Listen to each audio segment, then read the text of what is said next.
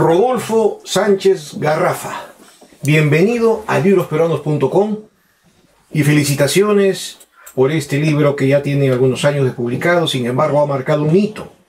Me refiero a Apus de los Cuatro Suyos, Construcción del Mundo en los ciclos mitológicos de las deidades montañas. Es un texto desarrollado de manera inédita y que constituye verdaderamente una cúspide en su interpretación desde el punto de vista de la antropología simbólica. Un terreno muy poco explorado en nuestro medio. Para mí es grato y sobre todo estimulante que un pensador como lo eres tú se haya formado ese concepto después de conocer el libro, ¿no?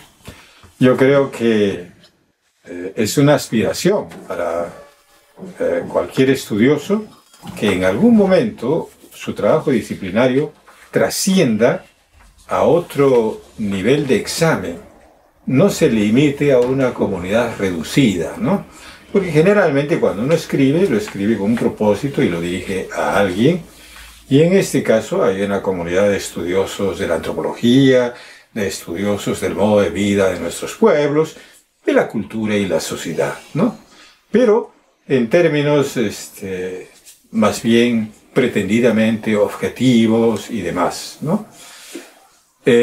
Cuando esto sirve de pie para reflexionar a un otro nivel más abstracto y trascendente, pues podemos estar doblemente satisfechos, doblemente contentos. Yo creo que este libro es un intento, un primer paso necesario, sobre todo necesario para mí. Y de alguna manera creo que también su contenido es un alcance necesario para quien quiera introducirse sistemáticamente en la comprensión de lo que se llama pensamiento andino, cosmovisión andina, pero que tanto tú como yo, seguramente, Gustavo, podríamos estar de acuerdo en llamarle filosofía. Filosofía de los hombres andino-amazónicos, ¿no? Y ese es más o menos el estado de convicción en el cual me muevo ahora. Pero claro, para proseguir mis estudios, no pienso, digamos, que obrar con prejuicio, o sea, con ideas preestablecidas, sino que siempre me encuentro en terrenos que necesitan estudio, exploración, autocrítica y todo eso que conocemos pues, los investigadores. Claro. En el libro, en el estudio que haces de los Apus, los distribuyes en los Cuatro Suyos, poniendo énfasis en el análisis de Lausangate, Sahuasira, Pituciray, Malmanya, Yanahuanca. Yanahuanca o Huanga también, ¿no? Huanga. Que es como se dice en el norte, Huanga. Sí. ¿Por qué elegiste estos Apus? A ver, hay dos razones básicas, ¿no? Por entonces, empiezo con una cosa un poco anecdótica. Yo empecé a trabajar con Jürgen Golte en esa época, ¿no? Él todavía no había entrado a hacer sus estudios profundos en iconografía y yo ya tenía cierta experiencia en el estudio simbólico de relatos mitológicos. Pero Golte consideró como muy atrevido el embarcarse en una tarea de explicar la construcción del mundo a través de tantas entidades. Le parecía mucho, o sea, de un territorio extenso. Entonces, para mí era importante que este estudio representara un poco la heterogeneidad del territorio tahuantinsuyoano, para empezar. O sea, que si me limito a uno, voy a estudiar una realidad específica. Y sabemos que ahora mismo, y antes igual, pues era una realidad ecológica diversa y también cultural diversa. Y es más, y también de muchas lenguas.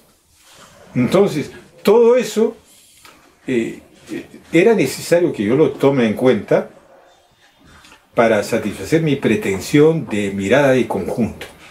Entonces yo me sostuve firmemente en mi idea de que tenía que estudiar 4 lugares con sus respectivas ideas sobre estas deidades, llamadas deidades de las montañas, llamados Apus, Jircas, Achachilas, y otros Guamanis, y otros nombres locales, ¿no?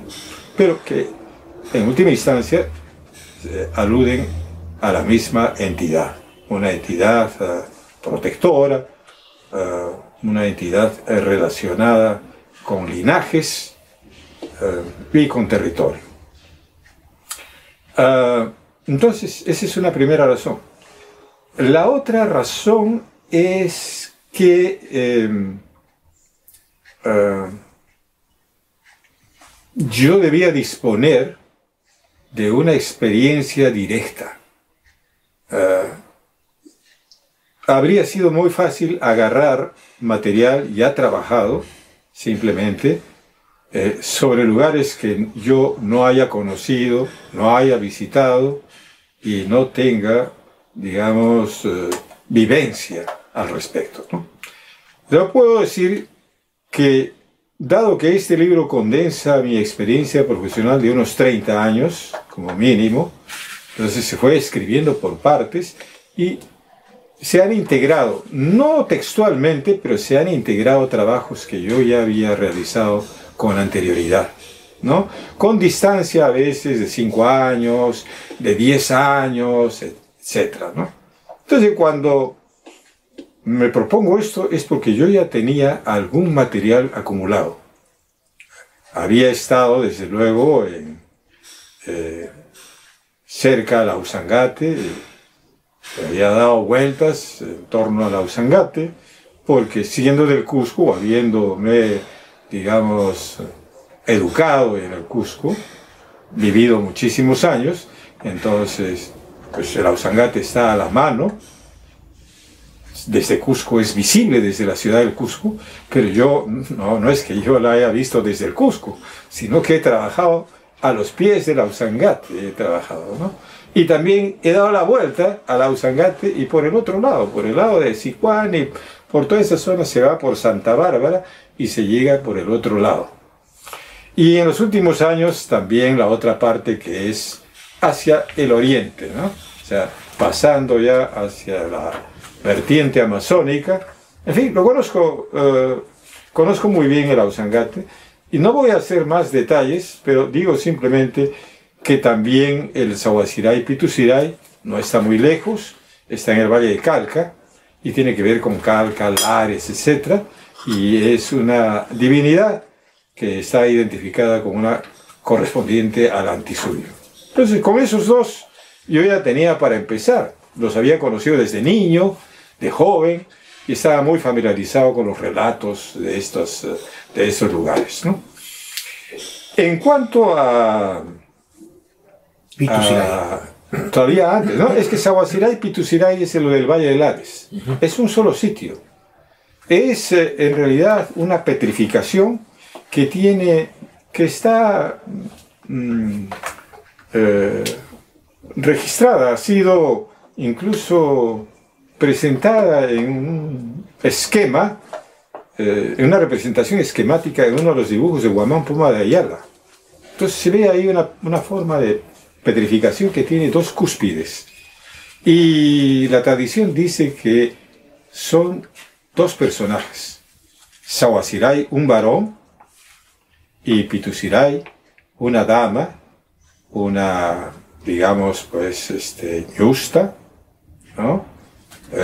Hija de un jefe étnico, Orjohuaranca, y que tenía muchos pretendientes, pero que, bueno, el padre somete a prueba a los pretendientes, gana a alguien, ella no está enamorada de ese alguien, y huye con su amado, que es Sahuaziray.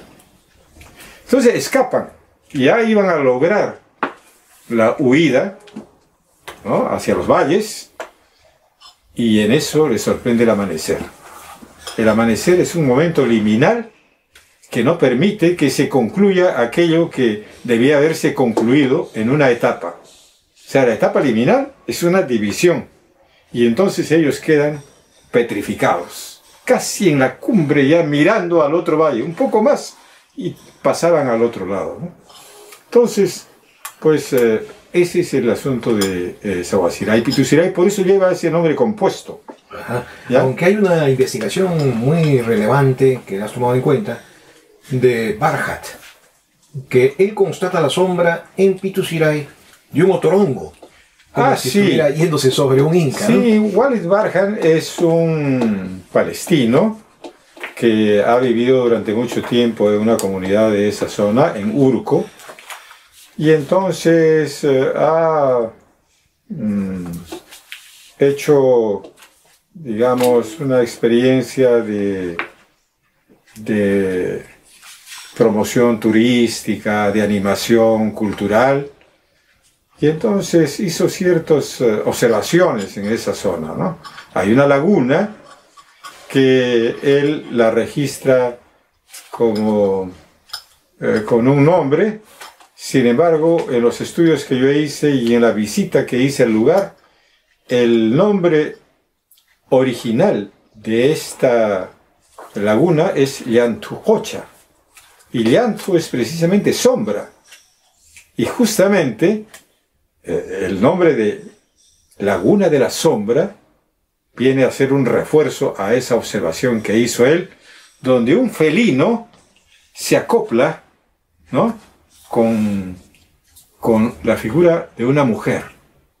¿Ah? ¿Ah? Él piensa que es un inca o algo así, y el otorongo es un espíritu. Bueno, él tiene una explicación muy particular. Incluso ha escrito un libro sosteniendo que Sawasirai Pitusirai es la pajarina de los incas. No Pacarestambo, ¿no?, sino Sawasirai Pitusirai, y hace su defensa del asunto, lo cual pues lo puede hacer buenamente, no hay problema de que lo haga. El asunto es de que yo ya no trabajo pensando que cada cosa puede explicarse aisladamente, ya que habiendo elaborado un modelo que puede reajustarse, pero que es un modelo, tengo la convicción de que en un sistema de pensamiento no hay cosas que puedan ajustarse al modelo y otras que no. Otras, o sea, excepción, excepción, excepción, y al final tantas excepciones que en realidad no existe regla, no existe orden, y los trabajos aislados son aventuras intelectuales que pueden aproximarse o no. De esa manera, pues yo estudio a los andinistas y encuentro que contribuyen bastante, pero carecen de un marco de interpretación global. No tienen un entendimiento totalizador que les hace completamente falta. Y eso es casi general. Ajá. Permítame incidir en el aspecto de la totalización. Cuando llega al análisis de Malmanya, hay un adjetivo que usted antepone, que se llama el poderoso Malmanya. ¿Se puede uno, quizá el lector, preguntar por qué lo llama poderoso? ¿Acaso no son los demás tan poderosos como Malmanya? Sí, creo que todos son poderosos en mayor o menor medida. Y estos, sobre todo estos apus que se ha seleccionado, son apus de carácter macroétnico. O sea, a diferencia de otras divinidades, de otras deidades, que se consideran como ancestros divinizados de un pueblo específico o de unos pocos pueblos, Malmanya, Ausangate, etc., son macroétnicos. ¿Y qué quiere decir esto? Que, por ejemplo, el caso de Malmanya, pues, Yanahuaras de Arequipa, otros pueblos muy lejanos, Huancané, Yunguyo, etc., del altiplano, Y otros pueblos distantes en la selva también tienen como referente a Marimagia, ¿no? Entonces, no se limita a un pueblo, ¿no? Pero por eso es que muchos piensan o han pensado de que depende de la altura que tenga, incluso geográficamente, de cuán impresionante pueda ser una montaña para constituirse en habitáculo, palacio o cabildo de una divinidad, ¿no? Cosa que son ideas que han ido cambiando de acuerdo al lenguaje y a las categorías de pensamiento occidentales que han prevalecido en un determinado momento, ¿no? Por ejemplo, cabildo. Sabemos pues, que el cabildo es una institución hispana, aparecen los cabildos de gobierno de las urbes, de las localidades, y entonces el hombre andino también empieza a pensar que si hay alguien que es poderoso y que tiene un palacio municipal, pues su apu también tiene su cabildo, ¿no? Su palacio municipal, ¿no? En ese sentido, el Huascarán también podría ser considerado un apu poderoso. Sí, un apu poderoso, el Huascarán, ¿no? Y otros que están a su lado también, porque no están aislados. El asunto es que si estudias al Huascarán, tienes que estudiar al Guandoy y tienes que estudiar a los otros que están, ¿no? Ahí en las inmediaciones, al menos, ¿no? Ahora, cuando se pasa al análisis del ciclo mitológico de Yanahuanca, resalta su capacidad de dador de agua, vida y salud. Es muy destacada esa atribución hasta hoy día. En realidad, el atributo de dadores de agua es genérico a los apus. Eso porque nuestros pueblos han sido básicamente agricultores y pastores, ¿no? Entonces, la agricultura depende, pues, de manera casi, no, de manera enteramente dependiente del agua. Sea del agua de la lluvia o del agua subterránea. El agua subterránea que emerge de los puquios, ¿no? También está dentro de la competencia de los apus, ¿no?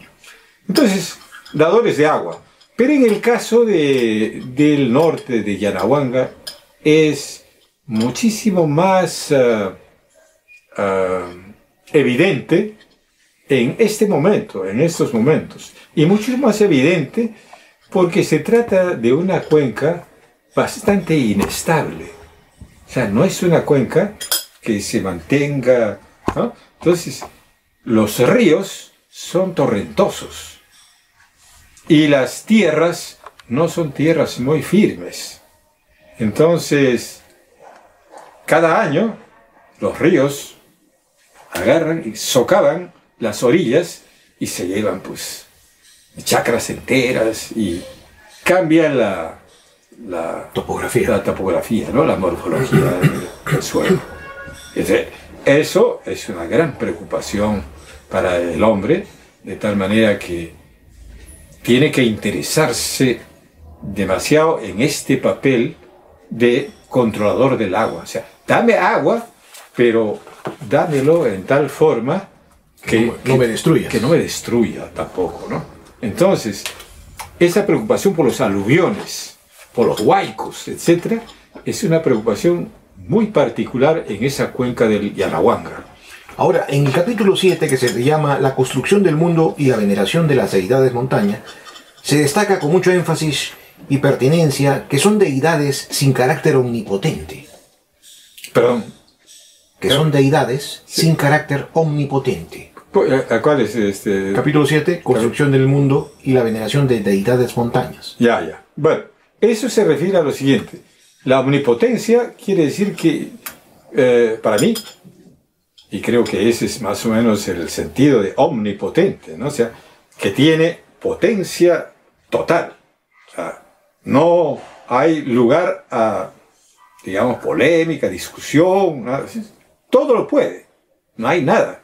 Esa es una idea más bien occidental, diría, ¿no? O sea, esto ha ido evolucionando de tal manera que llegamos a un momento en el que pensamos que por encima de todo hay un ser, una entidad omnipotente, todopoderosa, el todopoderoso, ¿no?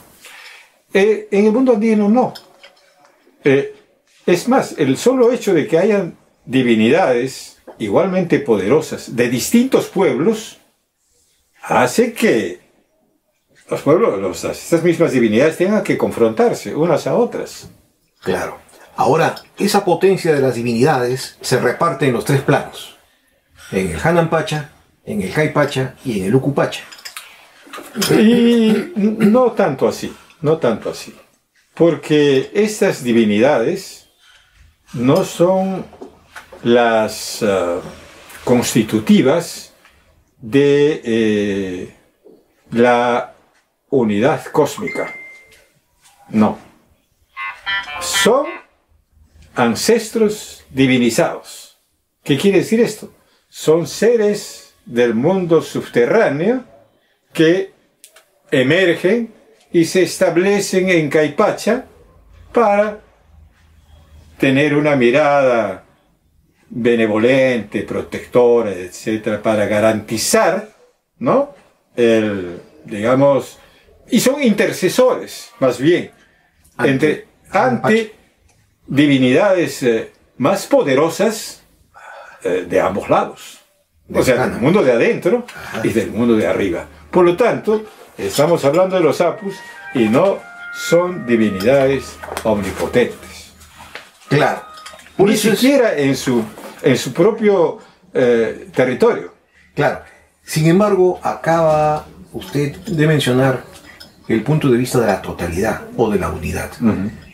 ¿Cómo sería la totalidad o la unidad en el mundo cosmogónico o de la cosmovisión andina? Bueno, ese es un tema que voy a decir que no está adecuadamente dilucidado. Yo creo que es un tema que permanece difuso y casi en el limbo, en el mundo de la oscuridad, y los estudiosos se lo pasan por encima, ¿no? O sea, no he visto que se problematice el asunto porque no hay capacidad, o sea, no ha habido un punto de agarre para poder ingresar a este terreno. Quienes han avanzado un poquito sobre el asunto, yo creo que intentan. Por ejemplo, pienso que los estudios que se han hecho por el momento sobre Viracocha son pistas para poder estudiar ese aspecto, ¿no? No es gratuito que Viracocha haya sido calificado como una deidad que podría de alguna manera equipararse a la idea de un dios hacedor, de un dios ordenador, etc. Y ahí ya estamos hablando de un ser espiritual, digamos,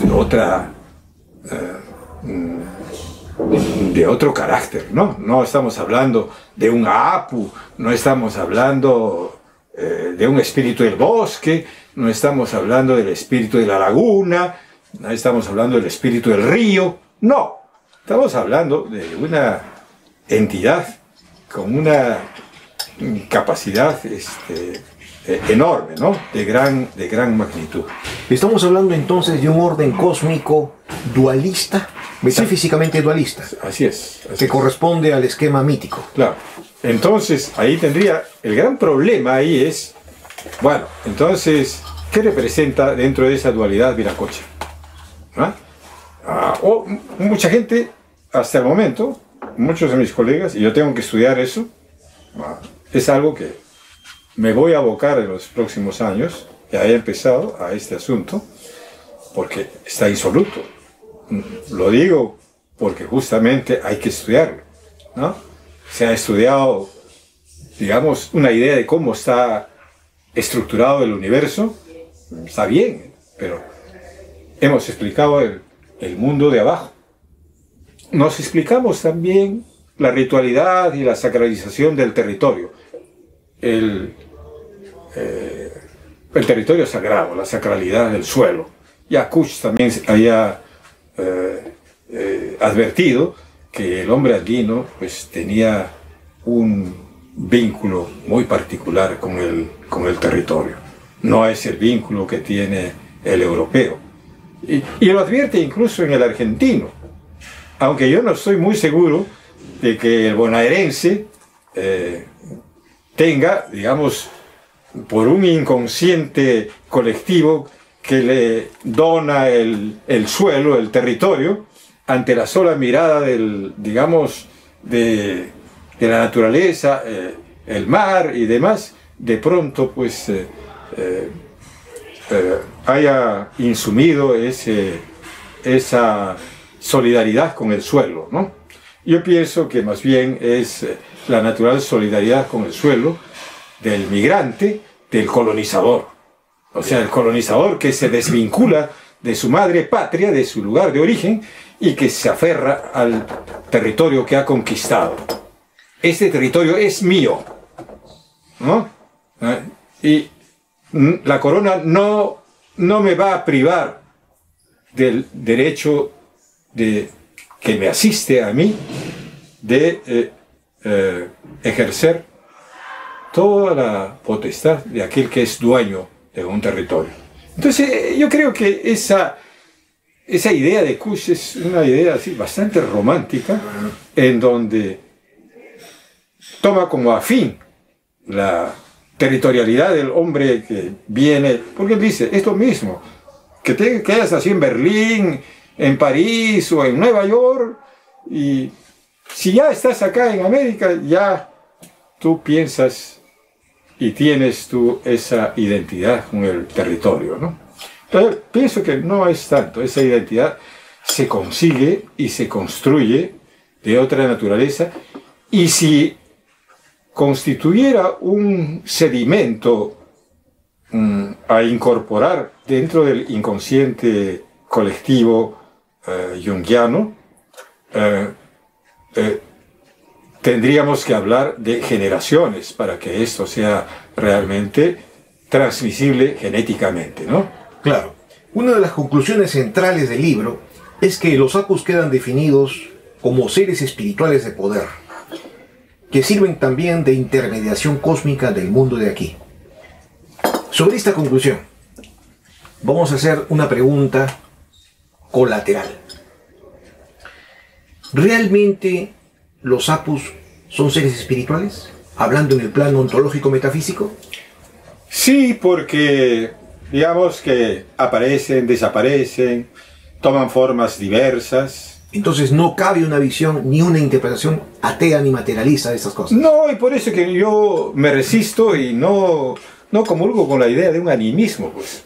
El animismo es decir, bueno, aquí tengo una peña y esa peña le atribuyo que tiene poderes, etc. Un animismo, que algo vive ahí. No, esta es otra cosa, ¿no? O sea, como el caso de Sawasirai y Pitusirai, ¿no? O sea, son seres que se piensa eran humanos, dejan de ser humanos, se convierten en unos seres diferentes y se petrifican, ¿no? Entonces, el asunto es de que la presencia en Caipacha hace necesario que se muestren a la sociedad humana, y que la sociedad humana pueda, digamos, tener ahí un referente, ¿no? Saber que está en un lugar sagrado y que en ese lugar sagrado está. No puede ser animismo porque las huacas costeras, por ejemplo, no son naturales, son artificiales, se construyen, se sacralizan y la divinidad, el ancestro divinizado, puede habitar en ese templo, en ese palacio, ¿no? Entonces, no puede decir que yo, humano, voy a cocinar ladrillos, los voy a poner en un determinado orden y yo he creado a la divinidad. En ese sentido, No. entonces en ese sentido, el mito no es mera fantasía, ni mera imaginación. No, es captación de esencias espirituales. Exactamente. Por eso pensamos que se trata de reflexión, de alta reflexión, así, reflexión abstracta en términos simbólicos que son sorprendentes, porque además tienen congruencia, tienen consistencia, ¿no? No se desdicen. Y yo encuentro diferencia, por ejemplo, con el mito griego y otras, ¿no? Porque ahí sí puede sus héroes, etcétera, tienen otras características, no son lo mismo. Sus divinidades también son otras, ¿no? Claro. Tienen, claro, un panteón, tienen el Olimpo, tienen a este o al otro, a la otra divinidad. Ahora, eso no quiere decir que el pensamiento andino sea un pensamiento totalmente producto de un laboratorio biológico, ¿no? Muy particular, que nada tenga que ver con las otras producciones culturales de la humanidad. O sea, por encima de las culturas particulares está, digamos, el pensamiento humano.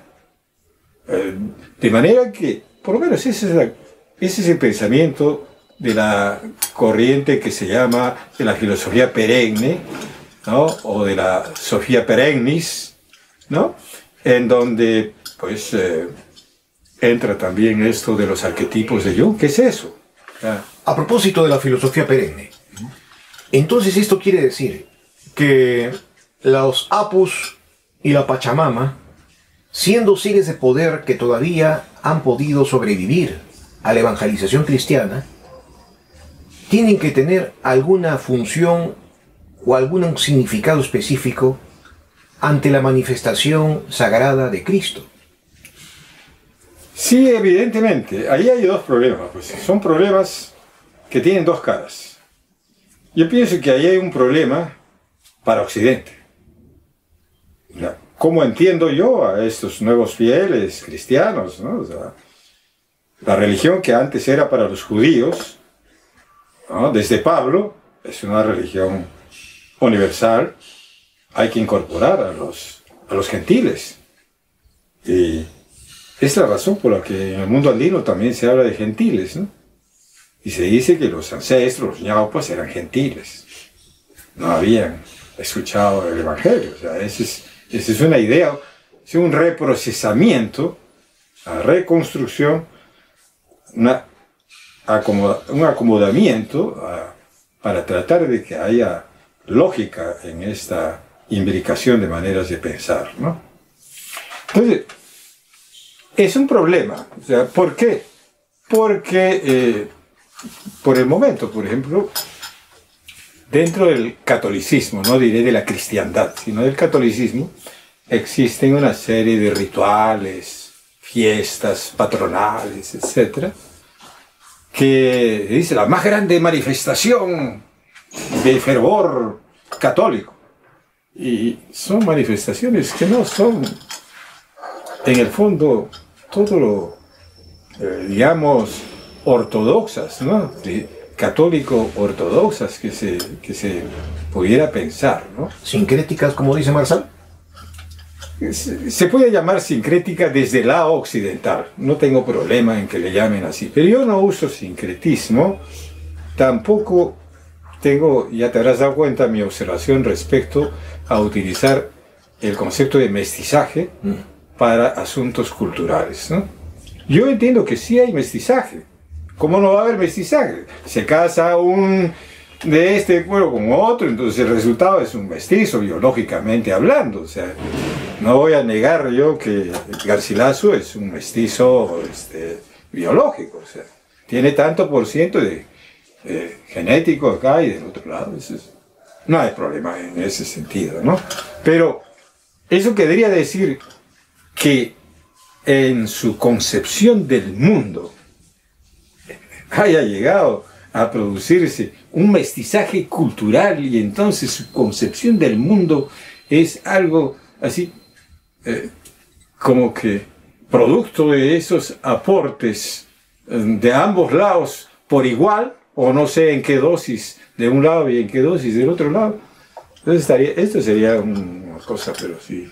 No, eso no es... ¿Y qué categoría emplea? Bueno, y aquí lo que se tiene que deslindar es, primero así, conceptos como intraculturalidad, ¿no? Enculturación, o sea, intraculturación, enculturación, diálogo cultural, ¿no es cierto? Y en muchos casos también transculturación, ¿no? O sea, se piensa generalmente que la religión andina está en retroceso y está en proceso de extinción y que está en plena reabsorción por el cristianismo. ¿Es esto un juicio correcto? creo que no, lo que temo más bien es de que el cristianismo católico está en retroceso. Tengo así, total impresión, porque no hay catolicismo practicante realmente, ¿no? ¿Y el protestante? Los protestantes están avanzando y bastante. O sea, el protestantismo crece no a costa de los andinos. El protestantismo crece a costa de los católicos. O sea, está centrado en los Andes. Sí. Sí, en la Amazonía, en todas partes entran. ¿Quiénes son los convertidos? Los urbanos también. O sea, nos toca la puerta. Estamos cansados ya de poner de que, Señor, por favor, no. En una oportunidad yo he tenido que evangelizar a las personas que visitaban, porque ya venían tanta insistencia que los invité a pasar, ¿no? Y les dije que era, además de creyente y que tengo espiritualidad y todas esas cosas, y que no veía por el momento una razón para poder cuestionarme mi formación, que tengo mis convicciones, pero que no me oponía en general. Veo como algo positivo que el hombre se preocupe por la espiritualidad, y más vale religioso que crea en algo que alguien que niegue totalmente esa posibilidad, porque hay una ética que está ligada firmemente a las convicciones religiosas. Y creo que la ética del hombre andino también está muy firmemente ligada a sus convicciones religiosas. Usted es un connotado investigador de la religión andina. ¿Nos podría decir cuál es su religión? Bueno, yo he sido bautizado y me mantengo como católico. Sin embargo, yo diría más bien ahora que soy cristiano. ¿Y cuál sería la diferencia? La diferencia es de que no me interesa tanto la jerarquía de la iglesia y toda esta cosa, y mi posición respecto a eso es penosamente y lastimosamente crítica, ¿no? ¿Eso quiere decir que usted está pensando en el significado sacral de Cristo? Bueno, yo me interesa mucho Cristo, así como me interesan mucho los fundadores o digamos, patriarcas de otros credos religiosos, ¿no? Al igual que otros maestros que han estudiado espiritualidad, pues si se han interesado, por ejemplo, sobre religión oriental, etc., pues a mí también me interesa eso. No creo que alguna vez voy a convertirme y voy a ser, digamos, no sé, adorador de Shiva o de Vishnu o algo, pero me interesa conocer eso, así como me interesa conocer la religiosidad griega, romana o otras revitalizaciones contemporáneas, siempre y cuando tengan realmente legitimidad, ¿no? Y tengan un mínimo de correspondencia con sus orígenes. O sea, aquello que no responde a una tradición, no, yo creo que como un absurdo del hombre desorientado contemporáneo, creo que es una manifestación de la crisis civilizacional de nuestro tiempo, el querer reinventar cosas, ¿no? O sea, pensar que el hombre del siglo XXI, pues, no, ya podría reinventar y hacerse la idea de una nueva idea religiosa, etc. ¿No? Yo creo que ni hay necesidad, porque no satisface ninguna necesidad real, salvo un ego, yo creo que perturbado, del hombre moderno. Muy interesantes declaraciones, doctor Rodolfo Sánchez Garrafa.